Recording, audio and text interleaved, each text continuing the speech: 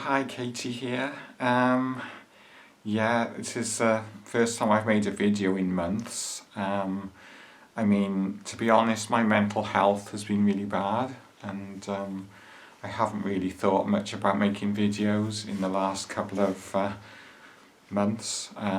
Last few weeks have been particularly difficult.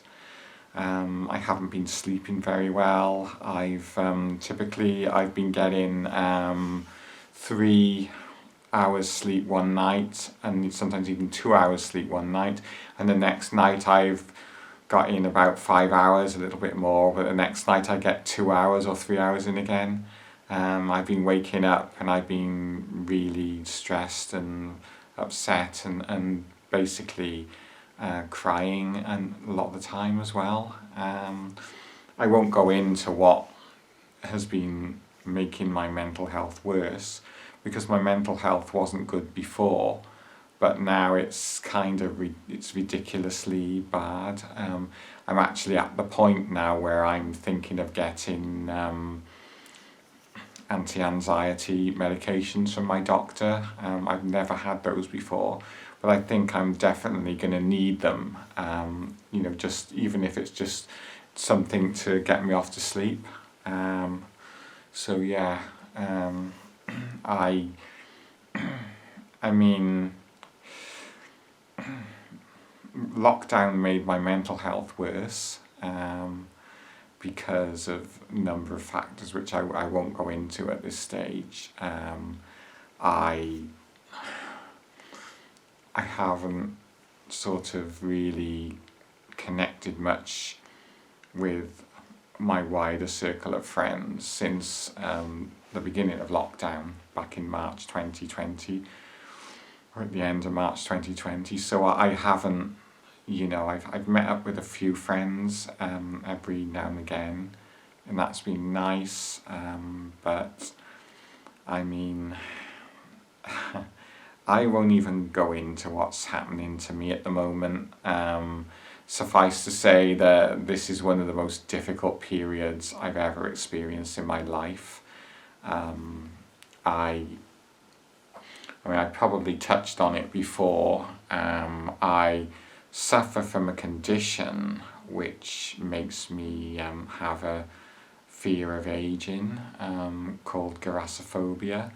Right now, when I'm looking into this camera here, I look at myself and I just feel really kind of dysphoric over the way I look. I'm gender dysphoric, but yeah, like I look at the way I look and I just like, the person staring back at me in this camera as I'm talking to myself isn't me, isn't who I feel like I am inside.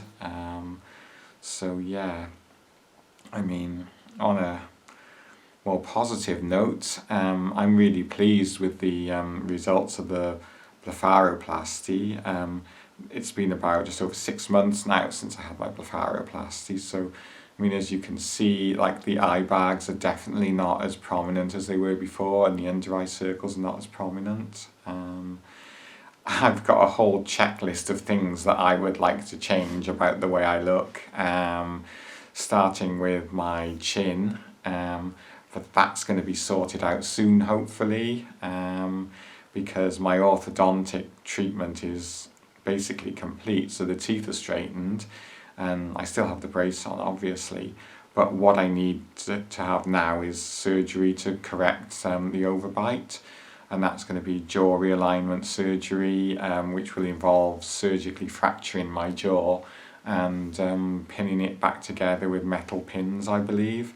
The recovery time for that will be 3 weeks, I think, probably minimum.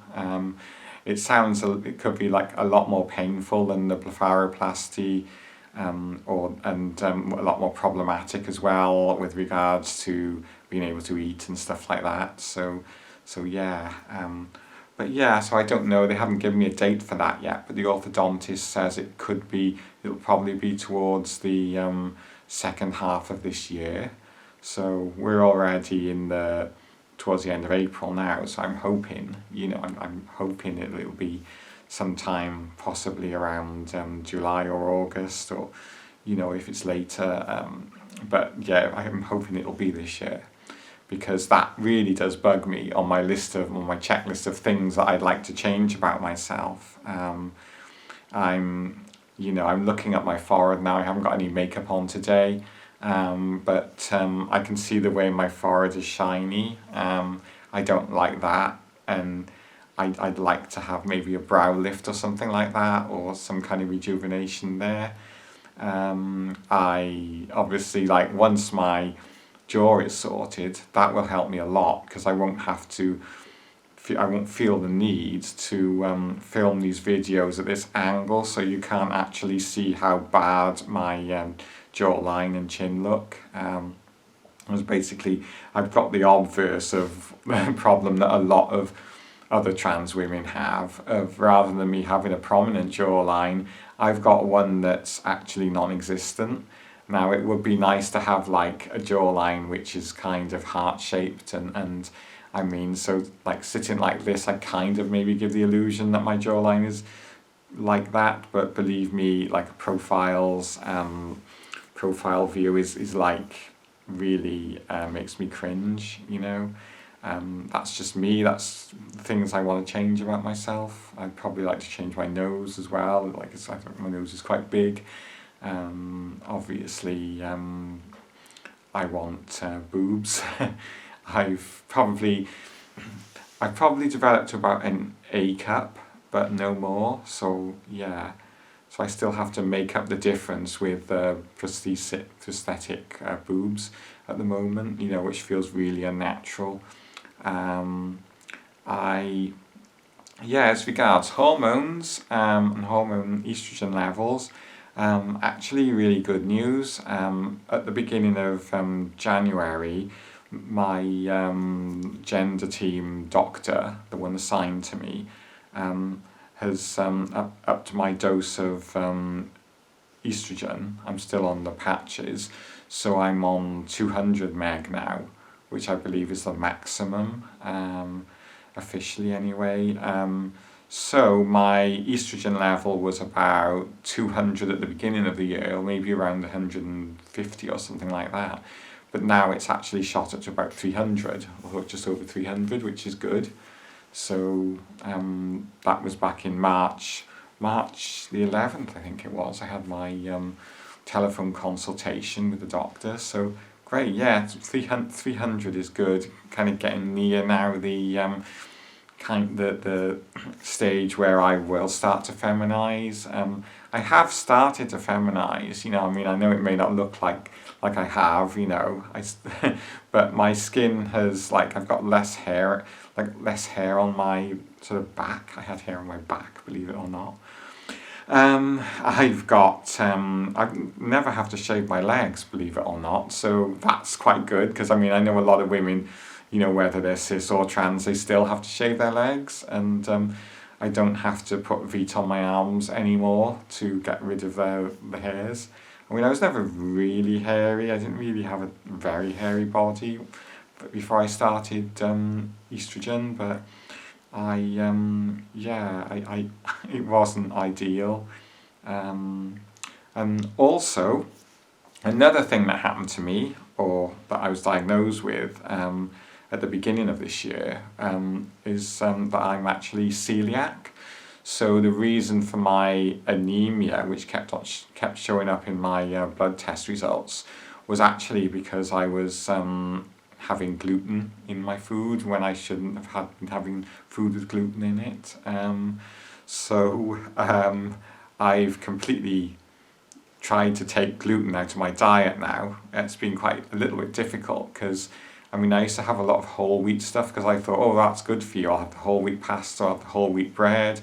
But little did I know I wasn't doing myself very, very good by actually having the whole wheat, rather than I would have been better off with the white bread, probably, even though I'm a diabetic and they say not to have that. And so now I'm on gluten-free bread. I'm on gluten-free everything.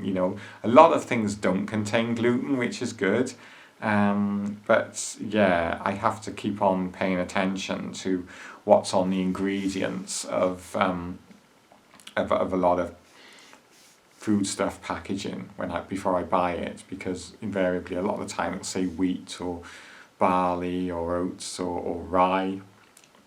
So I've so basically I had the reason how they found that out was I had to have an endoscopy at the beginning of the year.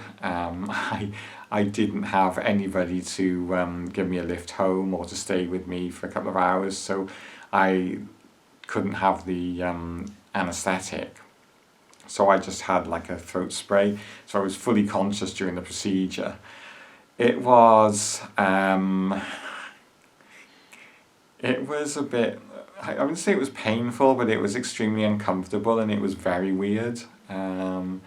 The medical staff there were brilliant.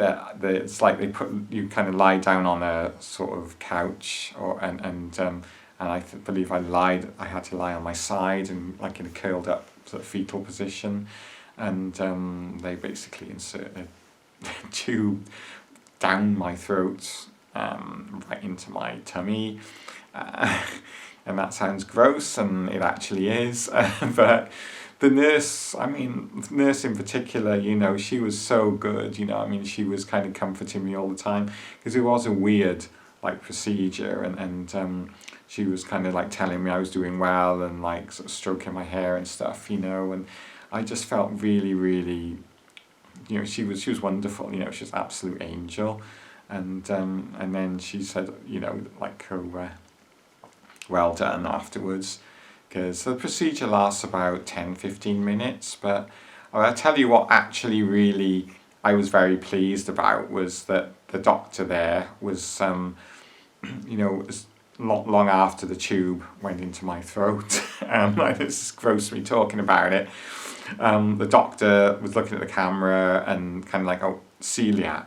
And I thought, phew, I'm so glad that it's something that like celiac and not anything that I won't be able to manage. So so that kind of gave me a lot of kind of confidence afterwards, and a lot more sort of drive to get through the procedure, because I thought, oh, brilliant, well, that's good, brilliant. And so my last lot of blood tests have been okay, no more anemia, so that's good.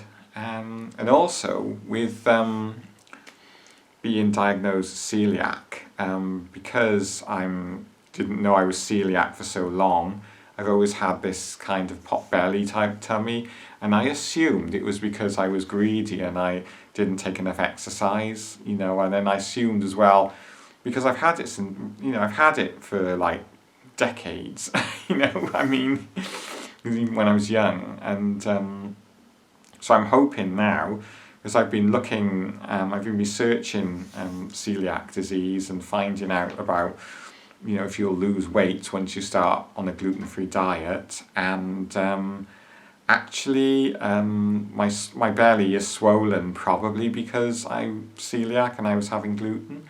So I'm hoping now that I've stopped having gluten, my tummy will go down to like normal levels, so that's good, so perhaps I don't have to diet as much after all, and I can afford to have a few gluten-free lagers, because you can get gluten-free lagers, which is good. I'm on wine at the moment, red wine. If anybody wants to buy me a drink when they see me, no joke. But no. So that's good. So those are the positives. I'm currently kind of working 3 days in the office and 2 days at home. Mondays and Fridays at home working, which suits me, because I can get my groceries delivered then, and if I have any medical appointments like blood tests or checkups, I can schedule those for either Monday or Friday, which is handy. Because fortunately, my GP surgery is only across the road from where I live, so that's good. But my mental health has just been absolutely awful. I have found this so difficult. I'd like to go into why this is, but I won't. It's yeah. I mean, I have literally felt awful. You know, this is the worst I felt, and I can't feel like I can't cope anymore. I will need to approach my GP for anti-anxiety meds or sleeping pills just to help me sleep, basically, because it looks like things are not going to get better. I mean, I've been like this now probably around 2 years, and it's actually got worse since like March, you know, because of a few things that have happened, and it is mainly because of those things that happened. The grassophobia, or fear of aging, I have is like an ongoing thing, and that's something that will always be with me until I can find a way. I mean, if there was a pill I could take to remain like in my 20s, I would take it, but yeah, I just kind of hold hope, in medical science getting better, and and I'm looking at cosmetic surgeries, both not only with regards to kind of like rejuvenation, or aiming for rejuvenation or some degree of rejuvenation, but also as well like feminization and like just correcting my face so it's in kind of proportion. So yeah, so got to look on the positives, really. Well, thank you for watching my video, and people still subscribing to me. I'm sorry there hasn't been any output in the last couple of months. As I say, my head's been in the wrong place, if that makes sense. That sounds kind of weird. Like I'm carrying my head under my arm like a beheaded ghost or something, or I don't know. Yeah, but it's the weird way that my mind works. But hey, yeah, so thank you for watching, and please do tell me how you are and how 2022 has been treating you so far. I hope you've been having a good year so far, and a much better one than me. So so cheerio, and thank you for watching, and please leave any comments in the feedback below, and if you want to subscribe, then thank you very much. So cheerio. Bye.